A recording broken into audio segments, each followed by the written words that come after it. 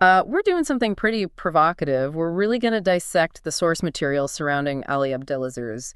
He's, well, one of the most powerful figures in M&A management and definitely one of the most controversial. Yeah, and our goal here is to understand how this guy built up so much power, inside the whole UFC machine. It's kind of staggering when you lay it all out. What's really striking right off the bat is this duality. We're using court documents, police reports, even declassified government summaries here. Exactly.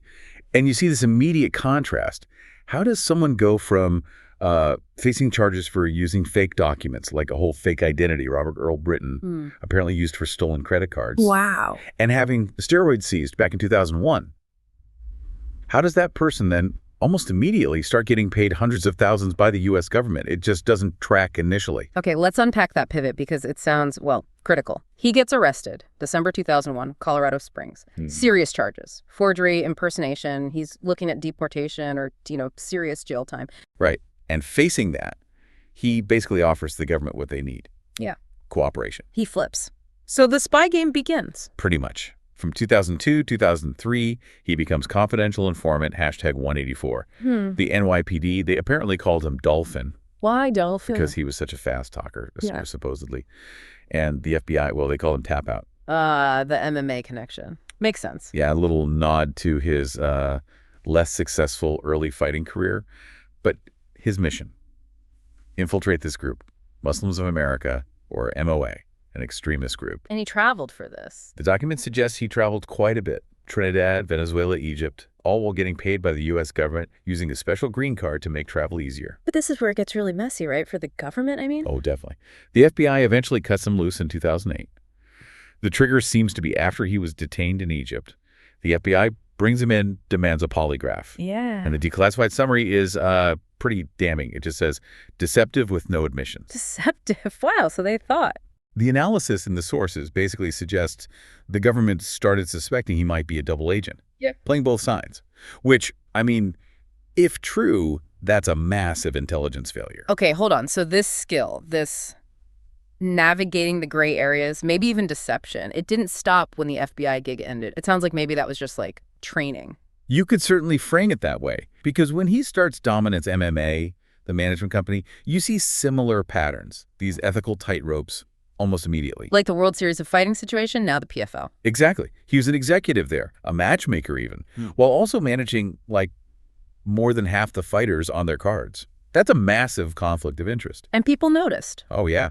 Sources really dig into this, suggesting he might have booked easier matchups for his own guys to help them get win bonuses faster. Bonuses he'd get a percentage of course. And it wasn't just financial conflicts. There were actual, physical incidents. Documented ones, yeah.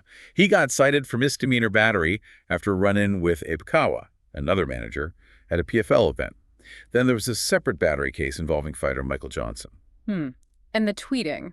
It's pretty much accepted. He writes a lot of his fighters' crash talk, right? Like for Uncle Live, before UFC 320, ghost writing drama, essentially. Yeah, that seems widely reported. Right. But then there's the really uncomfortable stuff, the geopolitical links. You mean Kadyrov?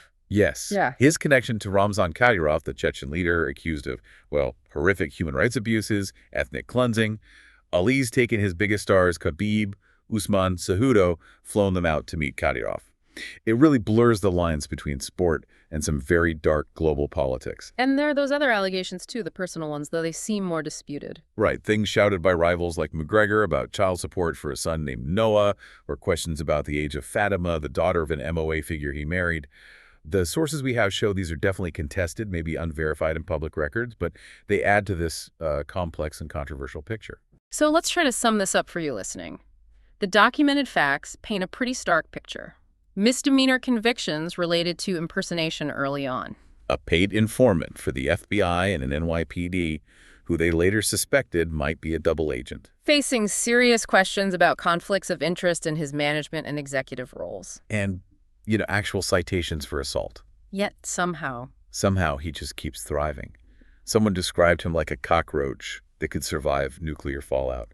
From MOA to deportation risks to all the management controversies, He's still right there. At the center of so much power in the UFC, especially now with these huge corporate deals like Paramount Plus coming into the sport, his influence is undeniable. Absolutely. Still shaping careers, still involved in major title fights. So the question we leave you with is this.